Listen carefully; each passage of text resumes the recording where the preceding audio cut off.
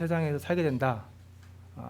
머지않아 이제 이러한 세상에 성도님들이 이렇게 교회 생활을 하시면서 또 이렇게 그리스도인으로 살아가야 된다는 것들을 좀 느끼실 수 있게 그런 것들을 좀 그런 내용들을 좀 설명을 좀 드리겠습니다.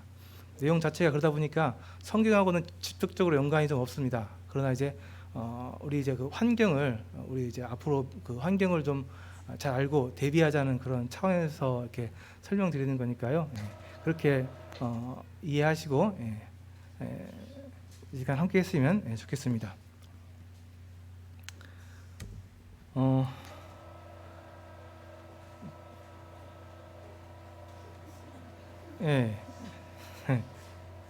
세계 현황. 세계 현황 지금 이제 보는데요. 좀 특이한 게 있어서 좀 말씀을 좀 드리려고 합니다. 이게 지금 이제 그래프로 색깔로 각 나라별 이렇게 코로나 확진자, 사망자 수를 이렇게 좀 나타내는 화면입니다. 잘 보시면은 새까만 나라가 있습니다. 보이시죠? 저기 새까만 나라 어딘지 아시겠어요? 아니 정말 이게 정말 뜻밖입니다. 미국. 이 미국 저 새까만 저 그 중미 그다음에 저쪽에 그 알래스카 쪽하고 새까맣죠. 정말 의외예요. 저희가 그 참 세계를 이끌어 나가는 천조국이라고 이렇게 이름하는 불려지던 이 미국이 사상 최악의 이 코로나 사태를 맞고 있습니다. 그 두 번째가 이제 저기 밑에 브라질, 그리고 세 번째가 저기 이제 인디아, 인도 쪽 그렇게 좀 많이 좀 이렇게 퍼져 있습니다. 그래서 다른 나라들은 다 이해가 되는데 미국은 정말 의외입니다. 그래서 보면은요 확진자도 많을 뿐만 아니라 사망자도 많아요. 그래서 현재 지금 확진자 상위 5위에 보니까 미국이 압도적으로 1위입니다. 사망자도 많고요. 2위가 이제 브라질, 그 밑에 브라질, 그다음에 이제 인도 사람들, 그다음에 러시아, 페루 이렇게 이어지고 있습니다. 참 놀랍죠? 더 놀라운 것은 이 나라가 지금 끝을 알 수가 없습니다. 지금 이게 이제 날별 확진자 수인데요. 7월 10일 날 최고점을 찍었습니다. 하루에 6만 6천 명이 확진자가 나왔어요. 6만 6천 명 하루 만에. 그러니까 우리나라 총 확진자가 지금까지 약 13만 5천, 13만 5천 정도 되거든요. 죄송합니다. 13,000. 너무 차이가 많이 나네.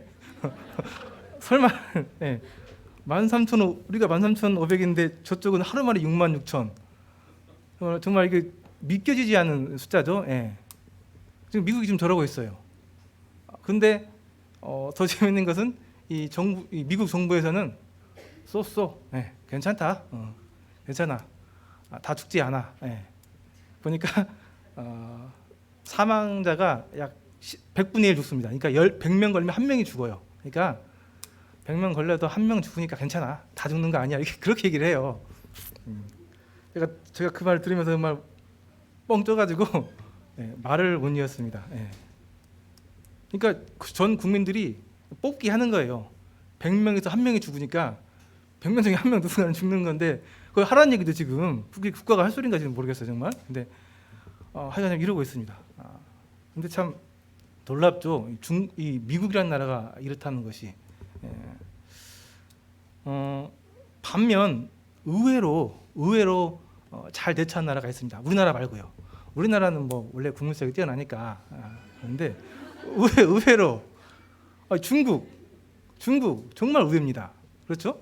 중국이 물론 발병도 하긴 했지만은 단기간 만에 이 코로나 바이러스 확진을 막았어요. 그래서 와 정말 특이하다. 그래서 이제 좀 보니까요 이유가 있어요. 이유가 있습니다. 이게 뭔지 아세요? 중국이 잘하는 아주 최고의 기술들이 몇 가지 있는데 그 중에 하나가 이 안면 인식 기술입니다.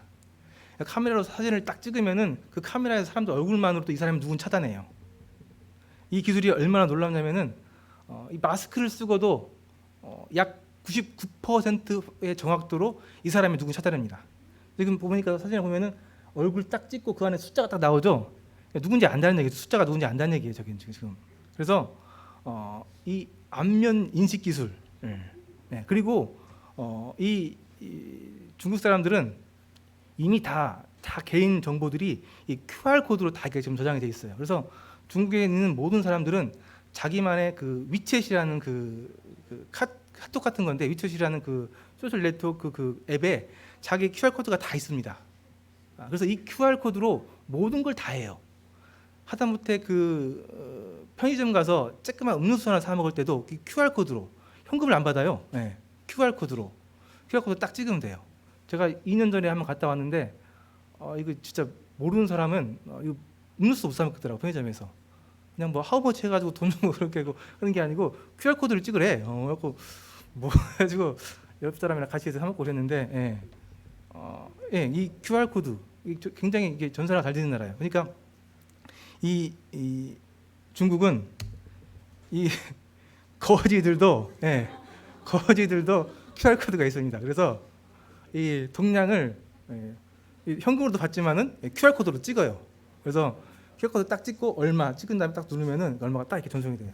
그래서 우리가 중국을 우습게 하는데, 중국 제가 가봤지만은 대단한 나라입니다. 대단한 나라. 이게 공산주의니까 이게 인류적으로 다 돼요. 다 해 하면 다 하잖아요. 우리가 이런 걸 못하는 이유가 기술이 없어서 못하는 게 아니잖아요. 이게 국민적인 합의가 안 되기 때문에, 서로 이해관계가 얽혀 있기 때문에 못하는 건데, 이 중국은 공산주의 때문에 이게 가능해요. 그래서 중국은 정말 이런 나라입니다. 이런 나라이기 때문에 그냥 그 우한 거기 딱 됐을 때부터 바로 그냥 싹 통제해 버렸죠. 아무도 못 들어가고도 못 나오고 군대가 둘러싸 버렸으니까요. 그렇게 해서 코로나 바이러스를 굉장히 잘 막은 나라, 중국.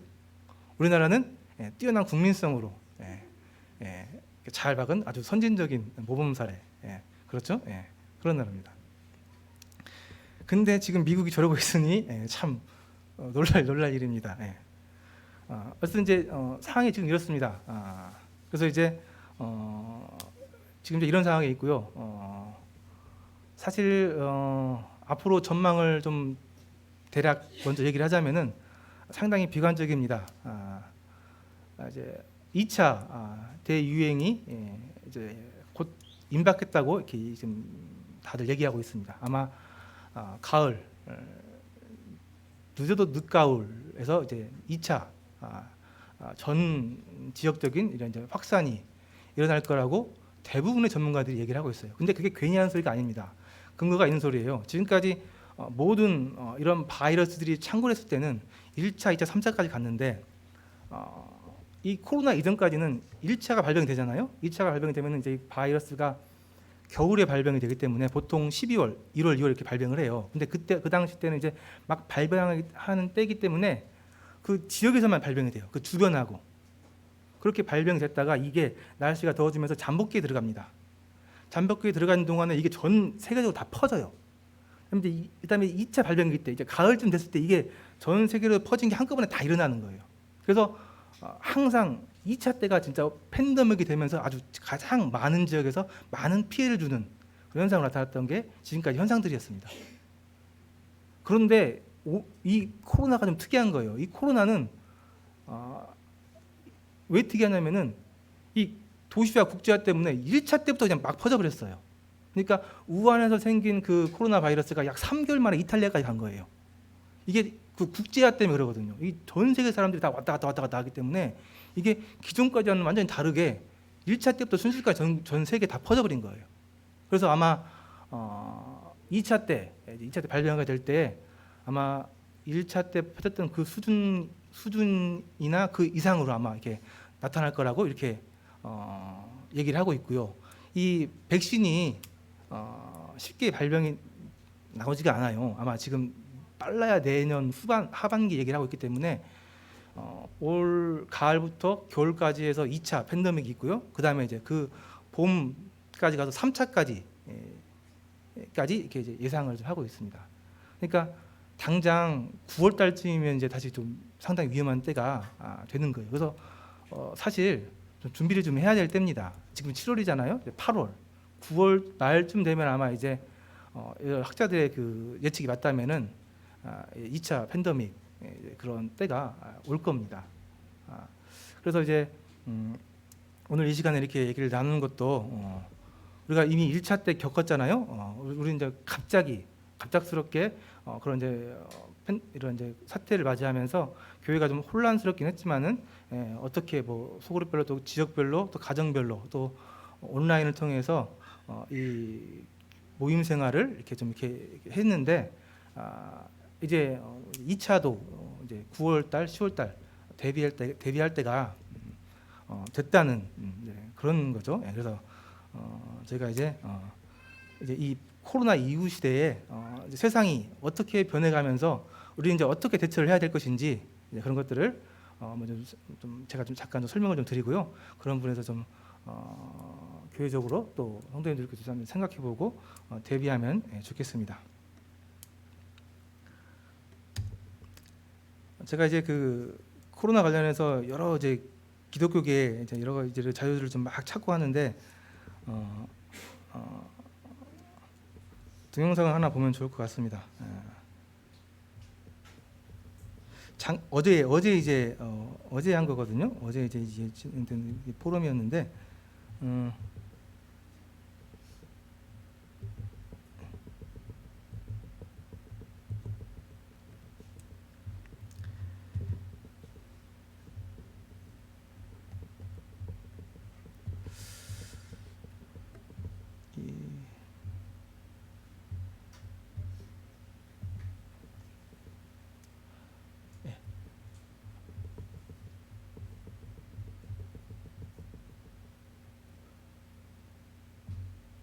국민 목회자 포럼 회장 이철 목사입니다. 오늘 무엇을 하겠습니다. 코로나19가 한국에서 지금 재확산 중입니다. 하지만 지금의 재확산이 제2차 대유행기는 아닙니다. 제2차 대유행기는 올 가을 겨울에 올 겁니다. 빠르면 9월 말 찬바람이 들기 시작하면서 시작되거나 늦어도 11월 초쯤 늦가을에 접어들면서부터 시작될 가능성이 아주 높습니다. 백신 접종이 늦어진다면 우리는 내년 2월에서 4월까지 봄 한절기에 발생할 제3차 대유행도 견디며 나가야 합니다. 제1차 대유행기의 세계적인 방역 시스템을 선보이면서 선방한 한국이라서 제2차, 3차 대유행기가 발발하더라도 지금의 미국이나 혹은 남미 혹은 유럽처럼 순식간에 폭발적인 감염자나 사망자가 발생할 가능성은 낮습니다. 하지만 2차, 3차 대유행기에는 1차와는 다르게 전국에서 동시 발현할 가능성이 아주 높습니다. 그렇기 때문에 1차 대유행기보다는 더 많은 감염자나 사망자가 나올 가능성은 충분합니다. 사망자나 감염자가 낮더라도 강력한 사회적 거리두기와 경제 침체를 피하기는 힘듭니다. 2차, 3차 대유행기가 사실 한 달 정도의 시차를 두고 연이어 발생하기 때문에 다가오는 대유행기에는 올 2월에서 5월까지 제1차 유행기 때의 그 기간보다 2배 이상은 더 긴 위기의 시간이 될 가능성도 아주 높습니다. 그만큼 한국교회에 주는 고통과 충격도 클 것입니다. 제1차 대유행기에 혹은 현재 진행되는 제1차 유행기 내에서 재확산 상황에서 한국교회는 예배를 비롯해서 못하는 것과 잃는 것 등을 두고 고민하고 찬반 논쟁을 벌였습니다. 코로나19가 여기서 끝난다면 문제가 아니겠죠. 하지만 앞으로 1년 정도 더 오랫동안 지속된다면 그리고 더 큰 경제적 위기로 발전할 수 있다면 어떻게 해야 할까요? 오늘 제가 강조하고 싶은 것은 이것입니다. 코로나19는 우리가 선택한 상황이 아니라는 겁니다. 앞으로 1년 이상 연장되는 국면도 마찬가지죠. 강제적 환경이기 때문에 잃는 것이나 혹은 못하는 것을 두고 고민하거나 논쟁하는 것을 멈추고 하나님의 뜻이 어디에 있는지 깊이 묵상하면서 더 큰 위기로 다가오는 다음 대유행 단계를 준비해야 한다고 생각합니다.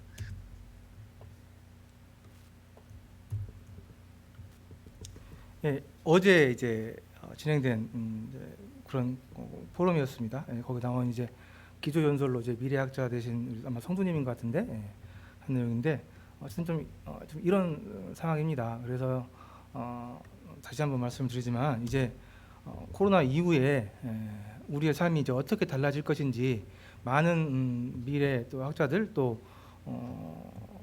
석학들이 이렇게 얘기하는 것들이 있습니다. 이제 그것을 좀 한번 좀 들어보고요.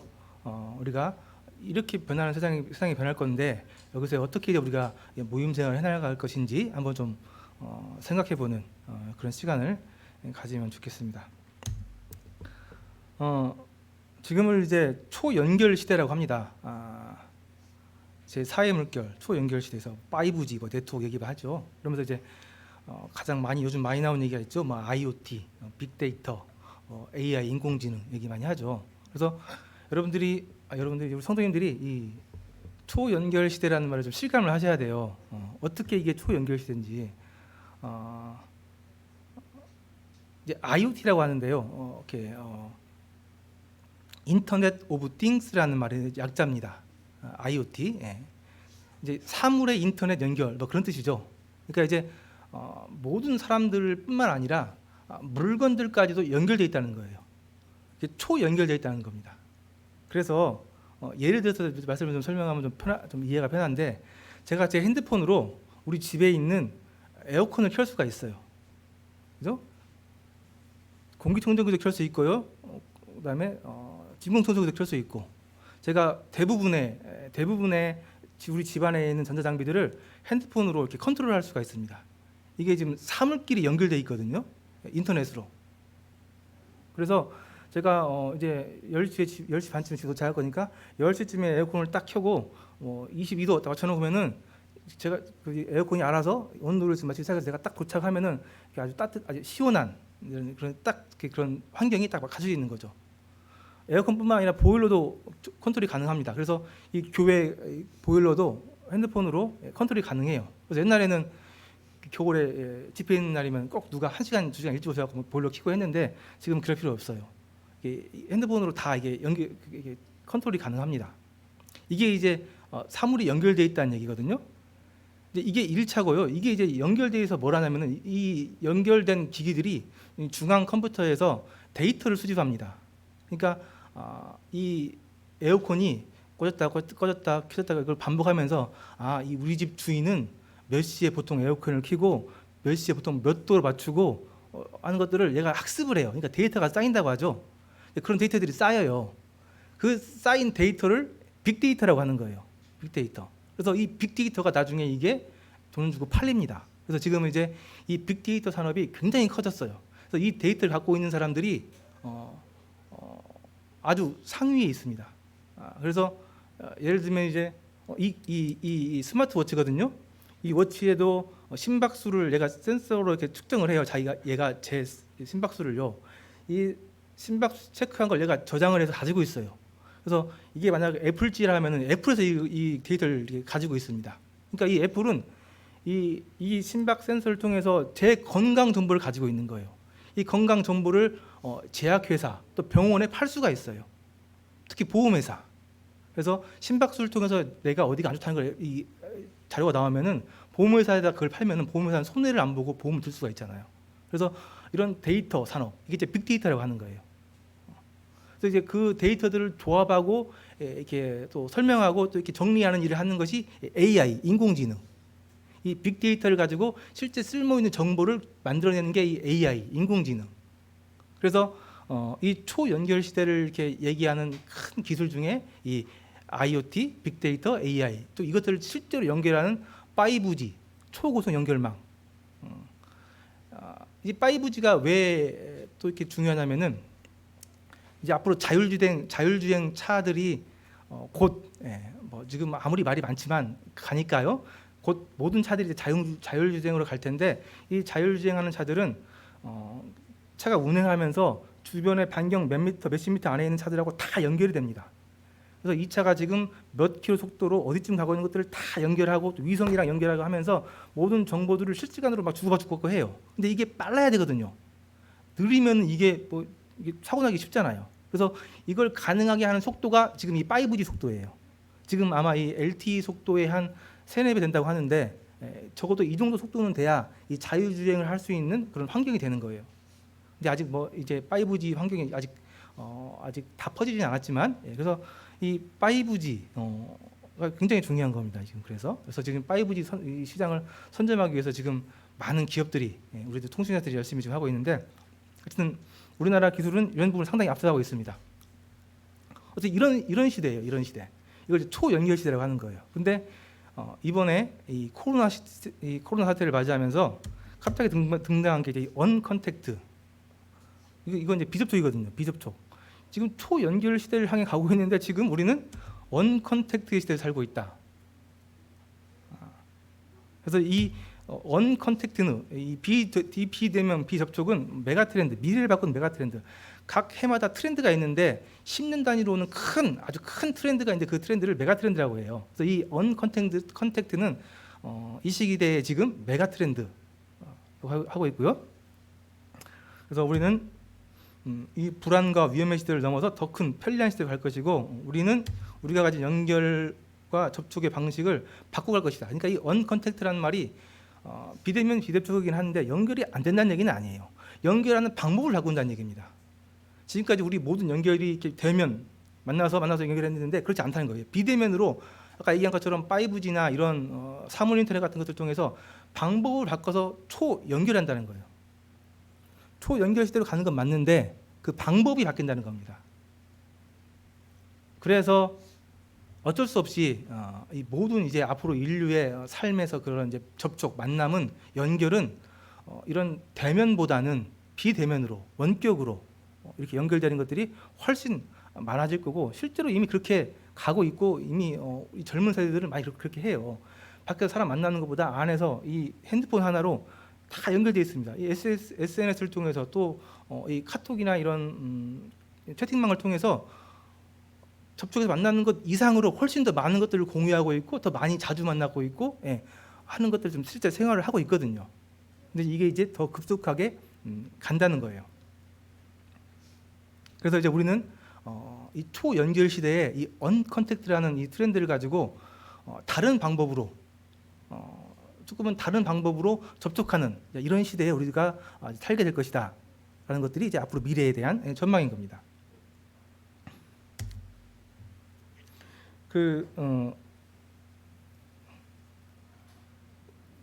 이제 이런 이제 언컨택트 시대가 오기 위한 그런 이제 조건들을 이제 저번 시간에 말씀을 드렸는데요. 이 도시화 있죠, 도시화.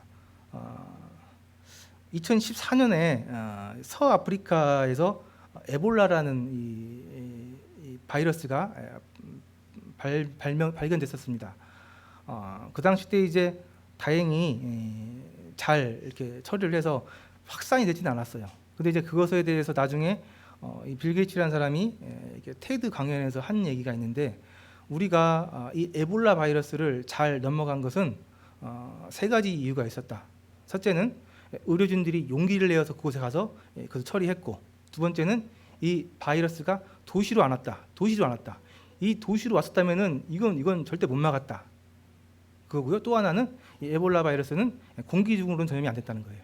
그래서 이 에볼라 바이러스는 이 치사율이 아주 굉장한 바이러스였죠. 걸리면 거의 죽는 그런 바이러스였습니다. 다행히도 이 바이러스가 이 아프리카 지역의 한 구역에서만 발병하다가 끝났고, 이게 도시로 전염이 안 된 것, 그다음에 이게 공기 전염이 안 되는 것, 이런 운이 좋은 것들이 겹쳐서 우리가 이게 막았지, 그렇지 않았다면 아마 인류는 굉장한 큰 피해를 입었을 것이고, 아주 어려운 시기를 맞았을 것이다, 이렇게 얘기를 하고 있습니다. 그리고 아까 얘기한 것처럼 이 국제화 때문에 이 정말 이 코로나 바이러스가 아까 얘기한 것처럼 1차 때부터 벌써 이렇게 전 세계적으로 퍼지는 이런 일이 있었고, 또 하나 이제 근본적인 원인 중에 하나가 이 생태 파괴입니다. 이 사람들이 무분별하게 자연을 개발하면서 이 갈 곳을 잃은 야생 동물들이 이제 사람들이 사는 지역에 내려와 가지고 이렇게 이제 같이 발병한 거죠. 사실 이제 원래 자연에 있던 동물들에게 있던 바이러스는 인간에게 전염이 안 되는 게 정상이거든요. 근데 이제 그중에 이제 특이하게 변이 되면서 인간에 발병된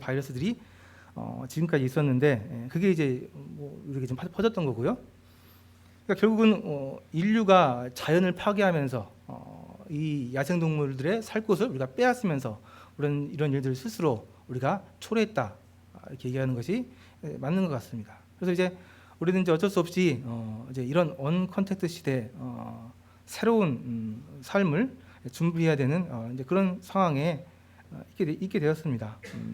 그러면서 이제 미래학자들이 이제 우리 일상생활에서 변하게 될 것들에 대해서 몇 가지를 얘기했는데, 제가 몇 가지만 빠르게 좀 설명을 좀 드리겠습니다. 첫 번째 이제 악수. 예. 인류의 가장 보편적이고 가장 오래된 인사법입니다. 이 악수. 사실 요즘 악수 못 하시죠?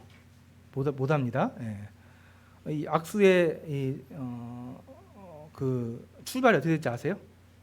이 악수의 출발이 아마 이제 추측인데, 아마 카이사르, 로마의 카이사르가 밑에 병사들에게 이렇게 교육시킨 건데, 그 당시에는 이제 칼로 싸웠기 때문에 칼을 드는 오른손을 이렇게 약수한다는 의미는 내 손에 칼이 없다, 나는 너하고 싸울 의사가 없다는 것을 이렇게 보여주기 위한 방법으로 이게 생긴 것이 이 악수라고 그래요. 그래서 전 세계적으로 많은 사람들이 지금 뭐 보통 이렇게 악수하죠. 예. 우리도 정말 교회에서 악수 많이 하잖아요, 그죠? 근데 지금은 이제 이 악수 방법이 사라지게 생겼습니다. 앞으로 이제 아마 악수하기 쉽지 않을 거예요. 한 실험을 한번 했는데 이 위생장갑에다가 바이러스를 묻혀가지고 말린 다음에 이 위생장갑을 끼고 딴 사람 악수를 한번 해봤어요.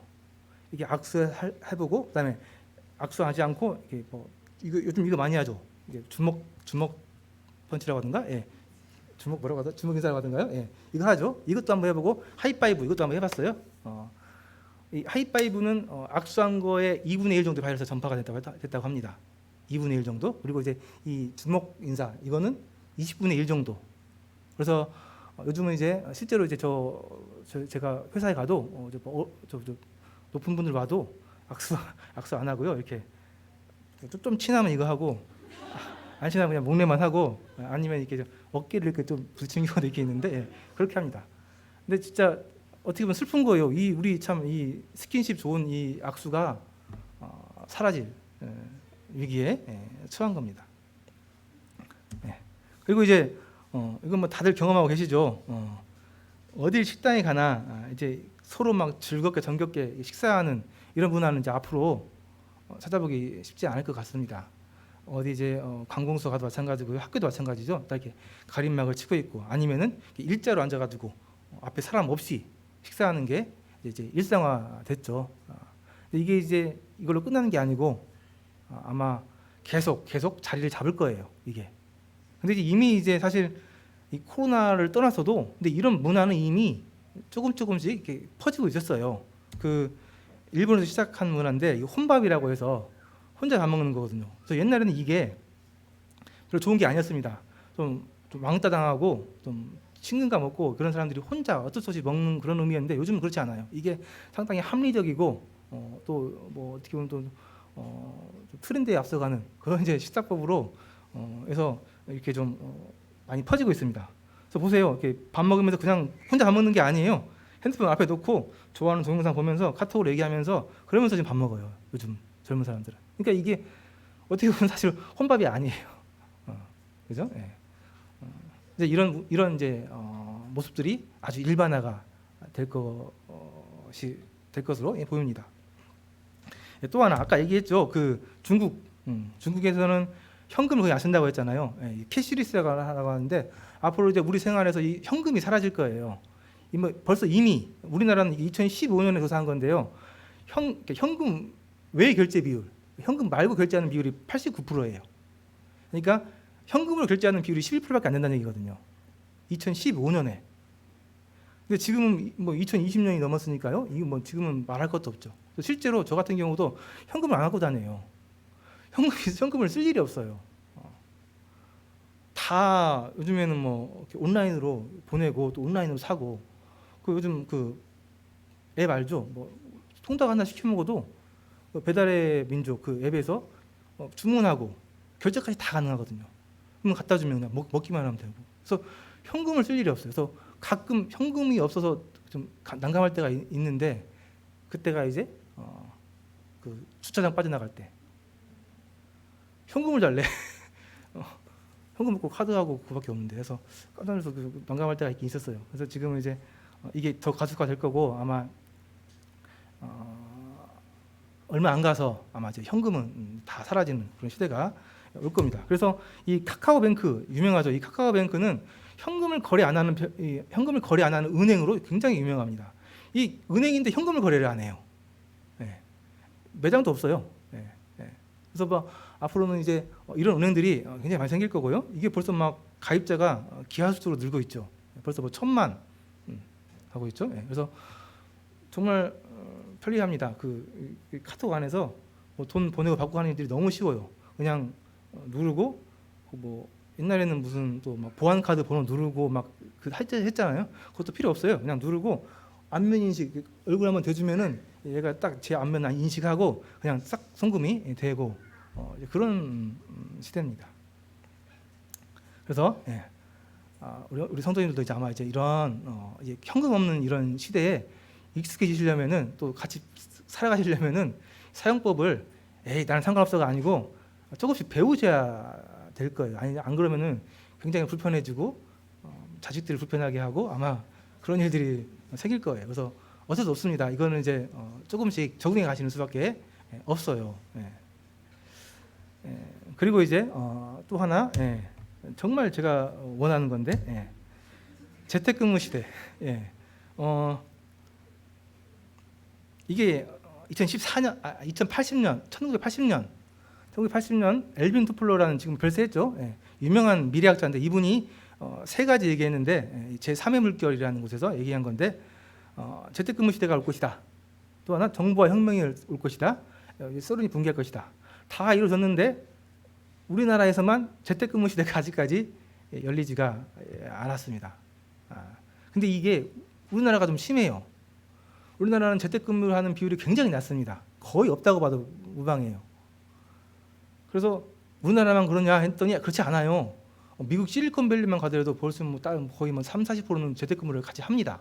근데 우리나라만 이렇게 재택근무를 안 하고 있어요. 그래서 이제 여러 가지 의견들이 있는데 뭐 해야지 일이 되지 않은 뭐 기업 문화, 또 한국적인 문화 그런 것들이 많이 있어서 그렇다고 얘기를 해요. 그래서 참 이 재택근무를 우리나라 그 한국식의 그 독특한 문화가 맡고 있었는데 이 코로나 시대 이후로 아마 이게 이제 깨질 거라고 그래요. 실제로 이제 이번에 코로나를 겪으면서 많은 기업들이 재택근무를 해봤어요. 강제적으로 해봤더니 이게 안 될 것 같은데 생각보다 잘 된다.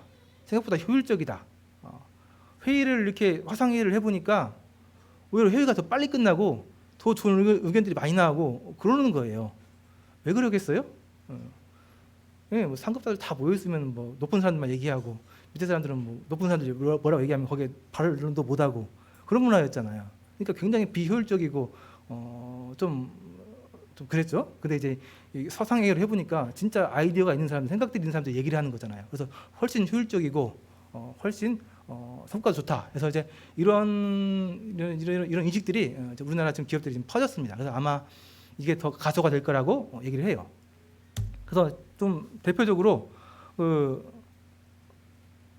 오토매틱이라는 이 워드 프로세서를 개발하는 이 회사가 있습니다. 이 회사가 이제 2000년대 초에 샌프란시스코에서 이제 창업을 했는데 이 회사의 기업 모토는 재택근무가 기업 모토였습니다.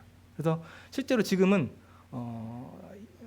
약 70개국의 전 그 직원들이 퍼져서 일을 하고 있는데 그 70개국 그 나라에 이 회사에 사무실이 없어요. 사무실이. 그리고 얼마 전에는 본사 사무실도 없애버렸습니다. 그래서 모든 전 직원들이 노트북 하나만 들고 뭐 카페, 집, 자기 오피스, 뭐 공원 이런 데 가서 일을 하는 거예요. 근데 이 회사가 그렇다고 해서 이게 잘 안 되냐? 그것도 아니에요. 굉장하게 지금 계속해서 잘 나가고 있고 매출도 오르고 있는 그런 회사예요. 그래서 실질적으로 이런 회사들뿐만 아니라 다른 회사들 봤을 때 이런 재택근무하는 게 불가능하지 않고 절대 비효율적이지 않고 어려운 일이 또 아니라는 것을 알 수가 있습니다. 그래서 지금 이제 아마 많은 회사들이 이쪽 갈 거예요. 왜 그러냐면은 그 큰 비싼 건물을 유지하는 것보다 이렇게 뭐 직원들 커피값, 뭐 집에서 그 오피스 꾸미는 값 지불하는 게 훨씬 싸게 먹히는 거예요. 그래서 이게 훨씬 효율적이라고 생각을 하고 있기 때문에 아마 이제 이런 사무실이 사라지는 그런 기업들이 많이 등장할 거고요. 그래서 부동산 얘기하시는 분들도 앞으로는 상가나 오피스는 미래가 없다. 빨리 나와라, 투자하지 말아라 그런 얘기를 한다고 합니다. 참고하시면 되겠습니다. 네, 그리고 이제 이 온라인 쇼핑 시장 이게 정말 정말 제가 생각해도 정말 너무 빠르게 변하고 있습니다. 우리가 처음에는 우리 물건들 다 시장에서 샀죠. 시장에서 사는 시대가 있었습니다. 얼마 되지 않았어요, 그렇게. 근데 이제 이게 뭐가 생겼어요? 대형 마트가 생겼죠. 예, 대형 마트가 생기면서 모든 상권을 다 이렇게 휩쓸어 갖고 이게 또 얼마 되지 않아서 이제 뭐가 이걸 또 좀 대체했죠? 홈쇼핑. 예, 홈쇼핑. 그래서 TV 홈쇼핑에 의해서 이게 이런 것들이 좀 성장을 했고 이 TV 홈쇼핑을 지나서 이제 인터넷 쇼핑. 예. 홈쇼핑에서는 이렇게 틀어주는 것만 살 수 있었는데 인터넷 쇼핑에서는 내가 원하는 걸 찾아서 검색해서 살 수가 있잖아요. 인터넷 쇼핑. 좀 주로 많이 지금 사용하는 게 인터넷 쇼핑이죠. 근데 이건 이제 곧 사라질 거예요. 이미 이제 모바일 커머스라고 해가지고 이제 벌써 이제 젊은 사람들은 벌써 이제 컴퓨터까지 안 가고 핸드폰으로 다 사고 있습니다. 그리고 이제 요즘 이제 핫한 것, 요즘 뜨고 있는 진짜 이제 앞으로 대세가 될 이 플랫폼은 라이브 커머스라고 혹시 들어보셨어요? 라이브 커머스라고. 예. 요즘 이제 그 초등학생들 너 나중에 커져서 뭐 되고 싶냐 물어보면은 첫 번째로 얘기하는 게 뭔지 아시죠? 크리에이터. 좋은 말로 하면 크리에이터. 우리가 흔히 얘기하는 유튜버, 그죠? 예. 유튜버가 되고 싶다고 해요. 근데 우리가 생각 못하는 게 이 초등학생들이 유튜버가 되겠다고 한다는 그 말에는 유튜버들이 얼마나 큰 영향을 갖고 있는지 우리가 지금 모르는 거예요. 근데 지금 이 유튜버들 영향력이 장난 아닙니다. 그래서 지금 이제 이 유튜버들이 아마 모든 이제 이 쇼핑 시장에 이제 그런 것들 다 이렇게 아마 흡수할 텐데 보시죠. 이게 라이브 커머스라는 거예요. 유명한 유튜버가 실시간으로 방송을 하면서 물건을 직접 팝니다. 그러니까 사람마다 자기가 관심 있는 분야가 있죠. 그 관심 있는 분야에 대해서 아마 구독 신청해 놓은 유튜버들이 있을 것이고 그 유튜버가 우리 사실 모토죠. 많은 정보를 주기 때문에. 근데 그 유튜버가 어느 날 갑자기 음식을 먹으러 간 거예요. 광고를 해요. 나 오늘 어디 유명한 그 음식점 갈 건데 실제 방송합니다. 하면은 그 시간에 모든 이게 접속자들이 모여서 실제로 이 유튜버들이 음식을 먹어요. 먹으면서 맛있다. 이거 진짜 맛있네 하면서 먹고요. 그러면 막 실시간으로 올라옵니다. 뭐가 맛있어요? 얼마나 매워요? 그러면 또 대답을 다 해줘요. 그러면서 이걸 그 당시 밑에 그 클릭만 누르면은 이 포장된 음식을 파는 사이트로 바로 연결이 돼서 그 자리에서 결제가 돼요. 생각을 해보세요. 제가 자주 보는 그 요리 그 유튜버 중에 유명한 백종원 씨 있잖아요. 그분 요리하는 걸 제가 좀 보면서 좀 살짝 보는데 그분이 어느 날 유명한 뭐 설렁탕집을 간다고 광고가 떴어요. 문자가 날라와서 몇 시에 가니까 접속해라. 가봤더니 진짜 그 백종원 씨가 그 유명한 설렁집 가서 설렁탕 먹는 거예요. 먹으면서 맛이 어떻고 뭐 이 반찬 어떻고 얘기를 다 하는 거예요. 궁금하죠? 진짜 맛있어요? 진짜 맛있어요. 그리고 또 가격은 얼마나요? 채팅으로 실시간으로 물으면 알려주잖아요. 그러면서 진짜 맛있어 보이네. 진짜 맛있는 이 유명한 요리사가 맛있다고 하니까 진짜 맛있는 거 아니에요. 얼마나 설득력 있어요? 바로 밑에 누르면은 바로 그냥 결제가 되는 거예요. 그래서 다음 날 아침에 바로 그 음식이 딱 집 앞에 와 있는 거죠. 이게 실제 그래요, 실제로. 예, 실제로. 그래서 이미 중국은 이미 뭐 벌써 넘어갔습니다. 유명한 유튜버들이 모든 이 온라인 이 쇼핑몰 시장은 전념을 했고요. 이게 이제 얼마 남지 않았습니다. 그래서 지금 한국에도 이 유명한 유튜버들을 모아가지고 관리해주는 기획사들이 생겼어요. 유튜버들만 모아가지고 이 사람들 관리를 해줘요. 지금 뭐 연예인들 관리하는 그런 시스템처럼.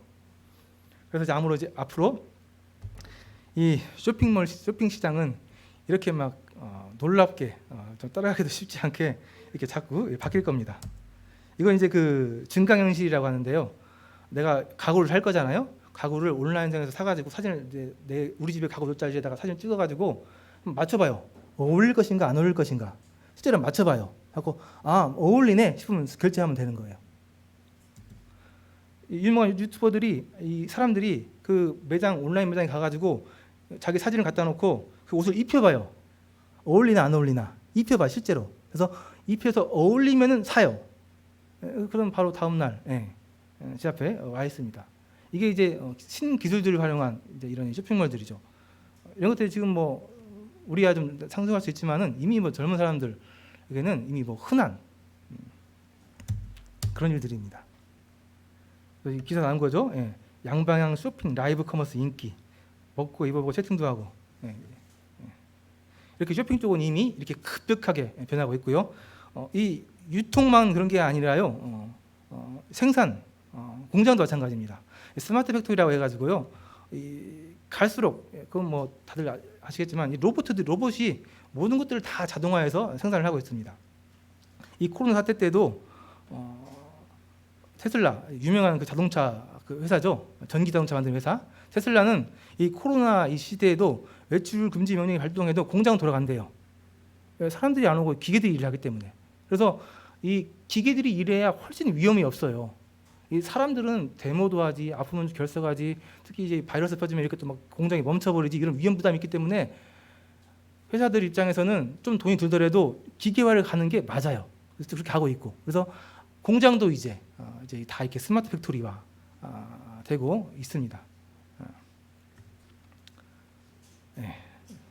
빨리 원격 의료 우리나라는 금지되어 있어요. 의사협회에서 막아서 원격 의료가 금지되고 있는데 그럼에도 불구하고 로봇을 활용한 원격 협진은 가능합니다. 그러니까 뉴욕에 있는 아주 유명한 외과 의사, 능력 있는 외과 의사가 한국에 있는 환자를 치료를 하는데 초고속 인터넷망, 초고속 연결망을 통해서 로봇으로 손을 조정을 해가지고 수술을 합니다. 이게 곧 현실화 될 거예요. 그리고 이제 우리가 이제 지금 많이 좀 보고 있는 교육 쪽도 이제 온라인 교육, 당연히 이제 이게 더 활성화될 겁니다. 사실 전염병이 가장 취약한 그 공간이 학교 교실이에요. 굉장히 취약하죠. 그래서 이 온라인 교육은 어쩔 수 없습니다. 갈 수밖에 없어요. 그래서 올해 정말 우리 경험을 했잖아요.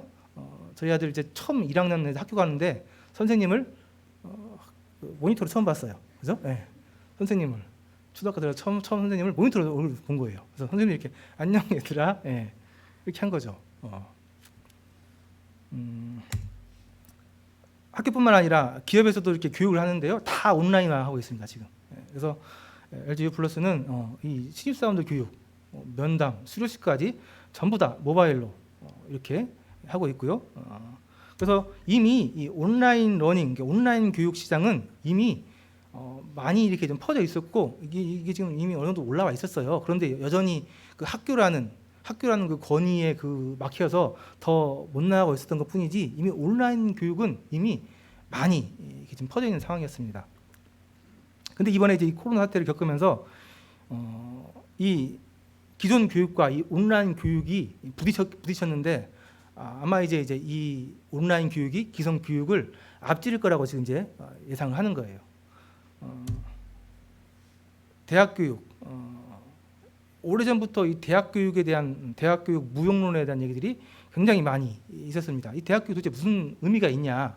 특히 우리나라 교육에서는 모든 교육의 목적이 대학 진학에 맞춰져 있기 때문에 이 대학이 꼭 있어야 되는 것인가? 또 좀 미래 진보적인 그런 학살 사회에서는 대학 서열화를 없애버려야 된다. 누구나 원하는 사람은 다 원하는 대학에 들어갈 수 있게 해줘야 된다. 지금 졸업하기는 어렵게 하고. 그리고 이미 선진국도 그렇게 하는 애들이 많이 있고. 그런 것들이 있었는데 이미 이 대학이 갖고 있는 힘이 있기 때문에 이것을 어떻게 하지 못하고 그런 상황이었는데 이번에 코로나 사태를 거치면서 어쩔 수 없이 대학도 온라인 수업을 하게 됐습니다. 근데 온라인 수업을 해보니까 민낯이 드러났어요. 의외로 이 학교 교육의 질이 온라인 교육의 질을 못 따라오는 거예요. 물론 환경적인 이유도 있지만은 그럼에도 불구하고 이미 이 온라인 시장에 있는 그 교육의 품질을 이 오프라인의 대학이나 학교의 교육들이 죄송하지만 못 따라온 것으로 이렇게 판가름이 났습니다. 근데 그걸 누구한테 지금 1학년 애들, 지금 대학 다니는 애들이 물어보면 알아요. 그 애들은 이미 온라인 교육을 경험한 애들이거든요. 이미 고등학교 때 온라인 교육을 통해서 공부를 했던 애들이에요. 근데 그런 애들이 이제 대학에 와서 대학교 교수님들의 온라인 교육을 들어본 거예요. 근데 이건 정말 소위 심하다 그런 거였죠. 그러다 보니까 학생들이 돈 못 내겠다. 그것까지 지금 사태가 번진 거잖아요. 그래서 아마 이 대학도 근데 그러나 코로나 온라인 교육을 떠나서도 이미 대학들은 사양길로 좀 접어들고 있는 상태였고요. 아마 우리나라 전 대학의 절반 이상은 없어질 거라고 이미 얘기를 하고 있는데 아마 좀 더 가속화될 거라고 그렇게 지금 얘기를 하고 있습니다. 그러니까 우리 이제 학부모님들 꼭 대학에 보내기 위해서 그렇게 애쓸 필요는 없습니다. 이미 학력 이거는 이제 곧 깨질 거예요. 우리나라에서는 좀 아직까지 버티고 있지만은 그래서 실제로 이 잘 나가는 회사들 애플, 넷플릭스, IBM, 구글, 뱅크 오브 아메리카 여기는 학력을 보지 않습니다. 4년제 그 채용 조건에 4년제 대학 졸업 이게 없어요. 이게 지금 계속 번지는 이거 계속 좀 확장되는 추세에 있고 실제로 아예 회사에서 교육을 합니다. 회사에서 아마존이나 SK 이런 데서는 직원들을 그 역량 교육을 회사에서 자체적으로 시켜요. 그래서 대학에서 배운 거 아무 쓸모없다. 회사에서 이 직업에 맞게, 이 직성에 맞게 교육을 다시 시키는 거거든요. 그래서 이런 지금 흐름으로 가고 있습니다. 그러면 이제 시간이 다 돼서요. 세상은 이제 이렇게 흘러가고 있는데 이러한 세상에 맞춰서 이제 우리 교회는 어떻게 해야 되느냐 이런 논의들이 지금 많이 이루어지고 있습니다. 제가 좀 정리를 해봤더니 크게 이렇게 두 개예요. 온라인 예배, 양육 컨텐츠 개발, 또 교육 보급이 이루어진다. 그러니까 온라인 컨텐츠들을 개발해서 보급을 해야 된다 하는 게 하나의 축이고요. 또 하나는 성도 간의 이 비대면이 많아지는 이 상황에 있어서 성도들이 이 신앙의 그 중심, 그러니까 하나님과의 관계를 잃지 않도록 이것을 우리가 강화시켜줘야 된다. 크게 두 가지 축으로 이렇게 모아지고 있습니다. 비대면은 어쩔 수 없는데 어쩔 수 없는 것들을 온라인 쪽으로도 어떻게 좀 커버를 하고 그러나 그러한 시간에도 이 성도들과 하나님과의 관계는 잘 유지될 수 있게 더 돈독해질 수 있게 교회에서 도와줘야 된다. 그런 쪽으로 이건 이제 온누리교회에서 한 그 포럼 한 뭐 몇 회 한 것 같은데 그걸 요약한 내용이거든요. 이렇게 얘기를 하고 있고요. 이제 어제 한 그런 내용들까지 좀 다 정리를 해보면 포스트 코로나 시대 교회가 준비해야 될 그런 것들은 먼저는 이제 이 비대면 성도님들끼리 만나기 어려운 이 시기에 하나님과 깊이 있는 교제를 할 수 있는 기회를 삼아야 된다. 이 비대면하고 집에 있어야 되는 시간들이 많아지는 이 시간에 하나님과 깊이 있는 교제를 할 수 있는 기회로 만들어야 될 것이고 이 시간에 또 가정 예배를 회복하고 또 아이들과 함께 만나면서 아이들을 교육시킬 수 있는 기회로 만들어야 된다. 지금까지는 아이들을 학교에서는 이미 포기했고 교회에서 이렇게 교육을 시키고 있었는데 이제 가정에서도 아이들을 교육시킬 필요가 있다. 얘기를 하고 있고요. 사회가 이제 이렇게 언컨택트 시대를 가고 있기 때문에 이 교인들도 나몰라라 할 수 없고 이 언컨택트 기술을 좀 습득해서 활용해 보이는 그런 기회를 가져야 된다. 이렇게 얘기를 하고 있고요. 이제 시대가 이렇기 때문에 지금 이제 태어나는 세대들 A 세대라고 하더라고요. 이들은 완전히 다른 환경에서 사는 애들이거든요. 이들을 이해하고 또 그들에게 맞는 교육 방법들을 모색해봐야 된다. 아까 얘기한 것처럼 증강현실 같은 또 온라인을 통한 가상현실 이런 것들을 그들만의 세계라고 우리가 무시하는 게 아니고 그 세계에서도 그들에게 말씀을 전할 수 있는 방법들을 모색해봐야 된다. 이렇게 얘기를 하고 있고요. 또 하나 이제 이 연결 기술, 초연결 기술을 통해서 이제 해외 나가는 것도 쉽지 않게 됐기 때문에 선교지를 지원할 수 있는 여러 가지 방법들도 함께 모색해 볼 시대가 되었다. 크게 이제 이렇게 지금까지는 이제 나눠지는 얘기들이 이렇게 전이가 되는 것 같습니다. 그래서 이러한 상황에서 이제 이런 얘기들이 나오고 있으니까요. 우리 이제 우리 기린교회도 어떻게 이 코로나 시대를 준비해야 할 것인지 다 같이 한번 좀 머리를 맞대고 하나님께 또 지혜를 구하고 또 생각해보는 시간들을 가지면 좋을 것 같습니다. 네, 마지막으로 한 말씀 보고 마치도록 하겠습니다. 오직 그만이 나의 반석이요 나의 구원이시요 나의 요새시니 내가 흔들리지 아니하리로다. 이번 코로나 사태를 통해서 전 세계 사람들이 이 과학이라는 문명이라는 튼튼한 반석 위에 살고 있는 줄 알았는데 그렇지 않다는 것을 여실히 깨달았습니다. 우리 이 세계가 굉장히 안전하지 못하다는 것에 대해서 실감을 했습니다. 이 사건을 통해서 참 우리 그리스도인들이 느낄 수 있는 것은 정말 안전한 것은 없다. 진짜 반석, 단단한 반석은 오직 그분, 그 예수 그리스도밖에 없다 하는 것을 다시 한번 우리가 실감하게 됩니다. 그래서 코로나 바이러스가 오든 자연재해가 오든 또 내 생명이 여기서 끊긴다 할지라도 진짜 반석, 진짜 우리의 구원자 믿을 분은 그분 예수 그리스도 한 분밖에 없다. 이것에 대한 확실한 믿음을 이미 전제된 상태에서 우리가 이제 이런 환난들을 또 맞이하고 또 우리가 겪게 되는 것들을 해야지, 그런 믿음이 없다면 우리가 이 믿음이 뿌리채 흔들릴 수 있다. 그런 것들을 이런 사태를 통해서 우리가 좀 교훈받을 수 있겠습니다. 네, 그러면 오늘 여기까지 마치도록 하겠습니다.